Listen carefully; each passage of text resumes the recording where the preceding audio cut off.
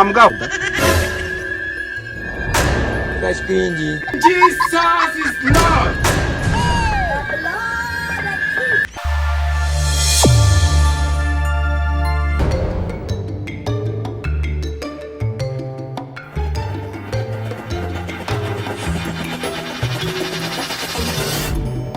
Things say they wise.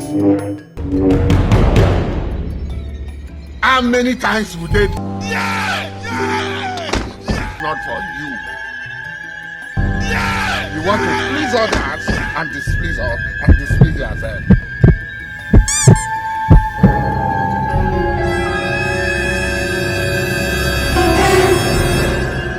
Umugabo. Jesus is Lord.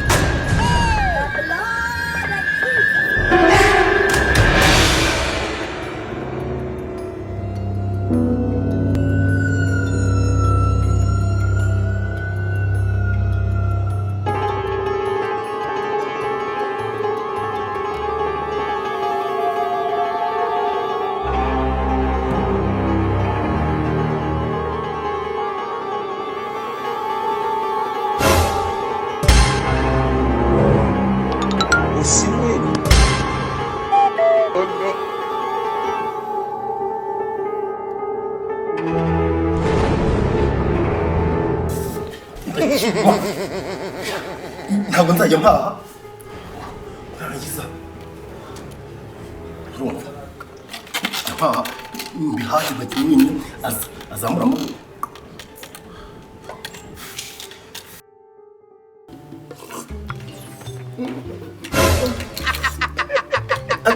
umuginga ngo n'ibiryo bihaha ndahaha agashyiramo nkabona ab'inzobe ingiza ngo nta kintu gihari usiki gikoma ubu yaragiye ku kigo wenyine akazana amabuno ndaho ngaho nanjye ndimo ndahuragira ndahobagira ndimo hogenda ndahaharagira gute kazana amabuno amabere yageze kira ugasanga narananutse narumye wari ngo gishashe kubera ikizi nanjye ngomba kukinywa ngo nta mugabo w'igikoma reka nze nyikunywe none nanjye reko ntaza ipi. Oh my days, inú ọmọ mo wá rè torí Ọlọ́run. Mo jẹ jìyà lórí àwọn ọmọ yìí o.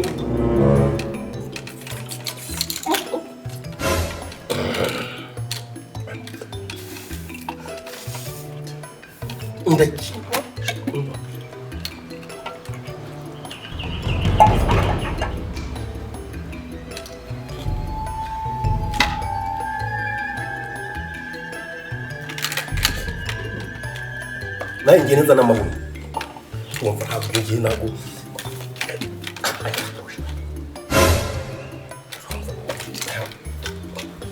ushaka kucipesha ntabwo nzajya nkujya guhaha ngo hari ibyo ngomba ngo kuza amatuza nanywera igikoma sha ngo nta mugabo w'igikoma Mbasha harimo n'amata y'inyange ubu noneho nanagenda akuyisafura ntabwo nyimusigiramo ndakimaramo. Oh my God.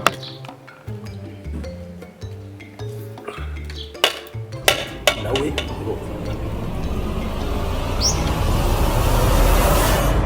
Hey! Ayé mi tèmi bá mi. ntabwo bihaha ibyo ugiye gute ngomba kujya kugenda kugikoma ntabwo ngiye kubera iki ubu none nanjye ubu noneho najya mu kazi najya mu kazi